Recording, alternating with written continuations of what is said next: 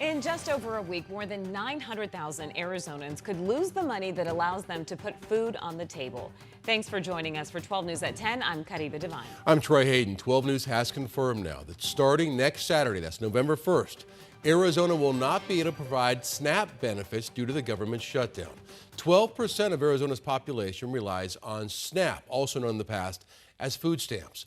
The Department of Economic Security tells us that recipients won't get their benefits unless federal funding comes back here to Arizona. WIC benefits for new mothers and young children, though, will remain unaffected.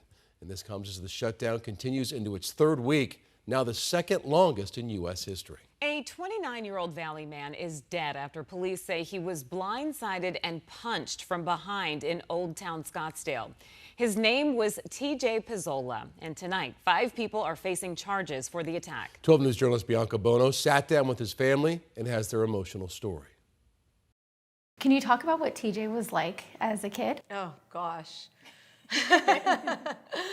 He was the first grandchild. He was the first baby in our family. From the moment TJ Pizzola was born in California, his mom knew he was a light. You know, we used to go to Walmart and he'd be in the cart and he would just say hi to everybody and people would just wave to him, and that was just TJ. He loved baseball and Italian food and was incredibly close with his family. He moved to Arizona for college at ASU. And that's when he met the love of his life, Chris-Ann. TJ was the type of man that loved so deep that you could feel it. After getting married in July of last year, they were building a life together. But on the morning of October 11th, his life was cut short. I dropped them off that night, I think right before 10 o'clock. He was out with 2 of his friends in Old Town Scottsdale just after 2 a.m. They were waiting for their Uber to pick them up. It was raining, so crowds were huddling underneath the roof of Patty's First Avenue Lounge near Scottsdale Road. Records say as TJ's group was walking to their pickup area, one of TJ's friends mistakenly bumped into a woman. Just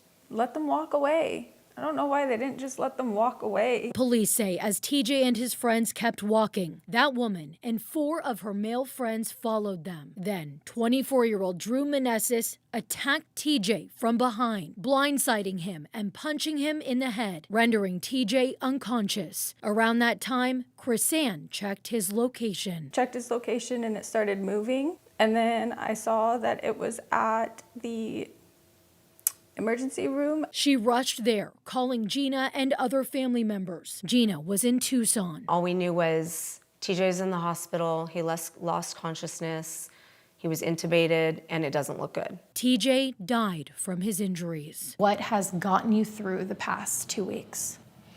For me, how am I holding up is I'm finding strength from TJ for Chris-Ann and this little baby. Making this tragedy even harder to comprehend, Chris-Ann is 8 months pregnant with their first child. I have to be strong for them, you know? I have to be there for her. On Wednesday, the Scottsdale Police Department arrested the 5 suspects. Krista Molina for assault and disorderly conduct, Julius Husser, Tony Becker, and Mark Whitford for aggravated assault, after allegedly continuing to attack TJ's friends while he lay unconscious, and Meneses for second-degree murder. I just kind of wish that he was back, and I don't know that arresting them or even giving them whatever sentence they decide to give them is really ever going to be enough. As this family, overwhelmed by community support, now works to navigate these unimaginable circumstances, they're still guided by TJ's light. I feel like he has been kicking more often, and that was one of TJ's favorite things to do, is just kind of play with my tummy and get him to kick. And as one life in their family was senselessly taken away, they prepare to welcome a new one who will also be named TJ. He's gonna know his dad. He's got a heck of a village that is determined to let him know who his dad was. In Phoenix, Bianca Bono, 12 News. All right, Bianca, thank you. Right now, the FBI is investigating after 2 ICE officers were hurt during an incident in Avondale. We're told that ICE agents attempted to stop a vehicle in Avondale this morning. The driver allegedly drove to a residence near Litchfield and Lower Buckeye Roads. DHS says that the driver crashed his car into the ICE vehicle with 2 agents inside. The driver and the passenger then ran inside of the home. After a standoff, a woman living in the home tells 12 News that her husband and his uncle were detained by immigration officers. That I love him and that I'm gonna fight to get him back with me, or that I'm gonna leave and be with him over there wherever they take him. I don't know where they're gonna leave him. I don't know if they're gonna deport him or anything. The two ICE officers were taken to the hospital and are expected to be released without serious injuries. Tragic story in the West Valley, Goodyear, where a woman was run over in this Walmart parking lot, killing her and injuring her young daughter. Goodyear police have been investigating all night, and they're calling this crash a tragic accident. 12 News journalist Sean Rice live at the Walmart near Estrella Parkway and I-10. Sean. Yeah, Troy, good evening to you. Emotions running extremely high inside this Walmart parking lot, really for everybody involved in this just awful tragedy. This parking lot was shut down for several hours this afternoon as Goodyear police detectives combed every part of this scene. This is a collision that did kill a woman, a mother, as she held her 3-year-old child in her arms as this car collided with her. But after speaking with witnesses, they tell me this fatal crash really could have happened to anyone. The way the little girl grabbed onto her grandma's leg and said, "My mommy," like that's the worst part, to see a little girl witness that. The words a 3-year-old child uttered moments after her mother is fatally hit by an SUV. Edwin Arrieta missed seeing the crash by mere seconds, but he heard it all unfold at around 1:30 Thursday afternoon. The car obviously reversed at a high rate of speed because the tire screeched, and then the impact was just so loud. Like if it would have crashed into another car, like a high-speed collision. He says the driver of an SUV, a female, got out of the car and immediately called 911. I think the first people she called was the cops because she's like, "I just ran somebody over." That's the first words out of her mouth. Her child taken to the hospital, but it is expected to be okay. Goodyear police say they're still looking into how something like this could happen. We asked if there were any signs of a medical emergency. There's no indication of that now, but again, we won't know until the investigation is concluded. The most plausible explanation, according to witnesses, is the driver intending to drive forward, but unknowingly being in reverse. A step on the gas pedal, sending her car right into the innocent woman. I walked through the same aisle to get into the Walmart, and it could have been me if I wouldn't have stopped to talk to one of my friends that I saw. So it's you just never know what could happen and when it can happen to you. And tonight, the driver of that SUV is not in police custody. Goodyear police tell us she showed no signs of any kind of impairment. I'm told she's fully cooperating with their investigation. As Goodyear police put it, she was not acting with any kind of, quote, criminal intent. This woman who was hit is, of course, a mom, as I mentioned, and multiple people told me here today that their thoughts and, of course, prayers are with her family this evening. We're live tonight in Goodyear. Sean Rice, 12 News. Yeah, truly is heartbreaking. All right, Sean, thank you.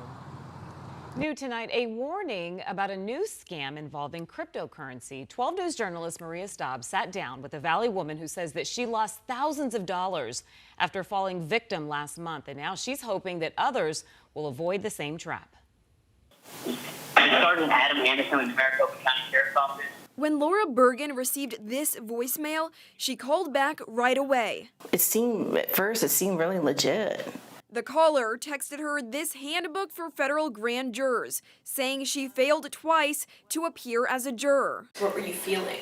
Nervous, scared, like I'm in trouble. Each case that I missed, it was $4,000 a piece, and it totaled to $8,000. If she didn't pay, the caller told Laura she'd be arrested. I took it seriously, so I wrote down the address and where to go. And as it turned out, it was a convenience store. There was a machine there. It was a Bitcoin machine. I deposited the money in it. Then Laura never heard back. I knew it was a scam. It's a story all too common in Arizona, where there's about 600 cryptocurrency ATMs. This is where fraud is happening. It's being converted over to crypto and then just disappearing. Just last year, the FBI estimates Arizonans lost more than $177 million in cryptocurrency ATM fraud. The majority of them, older adults. They get emotionally distraught and they just make bad decisions under duress. That's why Peoria detective Mike Finney helped pass a new law, reducing daily transaction limits to $2,000 for new customers, increasing warnings on ATMs, and requiring ATM operators to issue refunds to victims of fraud within 30 days of the transaction. That's huge because that did not exist before. It was basically everybody was out of luck on that. The law went into effect last month, just weeks after Laura says she was scammed. Now she's still left with questions. How somebody could do that to somebody else, just steal their money, just put fear into them. I don't know how people like that can sleep at night. Unfortunately, scams like Laura's often go unreported because victims feel too embarrassed to come forward. Police say if you feel you're being targeted, don't send any money and instead call police or someone you trust. Reporting in the newsroom, Maria Stobbs, 12 News. All right, Maria, thank you.